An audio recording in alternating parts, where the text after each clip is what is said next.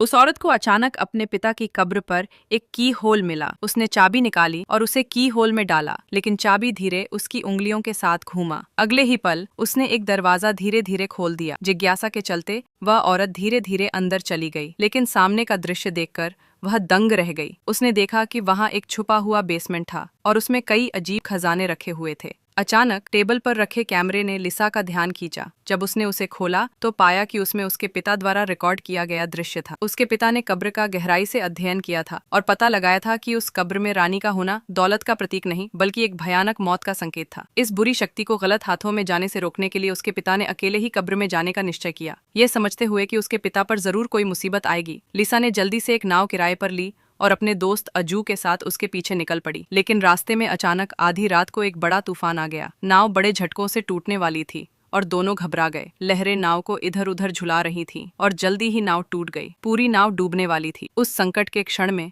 लिसा समुद्र में कूद गई, लेकिन पूरी ताकत लगाकर किनारे पर पहुंचने के बाद उसने अपने सामने एक परछाई देखी और तभी किसी ने लिसा को बेहोश कर दिया। जब दोनों दोबारा जागे तो पाया कि उन्हें स्थानीय कब्र लुटेरों ने पकड़ लिया था और दिन रात उनके लिए काम करवाया जा रहा था। पैसे कमाने के लिए ये कब्र लुटेरे 80 साल के बुजुर्ग को भी पकड़ लाए थे ताकि खुदाई का काम और तेज हो सके। ये समझते हुए कि वहां रुकना कोई हल नहीं, दोनों को जल्द से जल्द भागने का तरीका ढूंढना था। उस दिन अजू ने बाहर स्टूडियो का फायदा उठाया और बिना झिझक एक लोहे की छड़ उठाकर अपने हाथ पर मारी। फिर दोनों ने मौके का फायदा उठाकर भागने की कोशिश की, लेकिन पीछे से कब्र लुटेरे उनका पीछा कर रहे थे। दोनों ने बड़ी पेड़ की आड़ लेकर गोलियों से बचाव किया, लेकिन जल्दी ही वे एक बंद रास्ते पर पहुंच गए और सामने था हजारों मीटर गहरा खड्ड। अगर वे नीचे गिरते तो शायद जिंदा न बचते या फिर पानी की धारा उन्हें बहा ले जाती। उनकी एकमात्र उम्मीद थी उस घाटी के पार खाली पड़ी कब्र। जैसे ही लिसा ने जहरीली लकड़ी के पुल पर कदम रखा, पीछे से कब्र लुटेरे तेजी से आ गए। गोलियों के डर से लिसा आखिरकार फिसल गई और नीचे गिर पड़ी। वो धारा के साथ नीचे फिसलती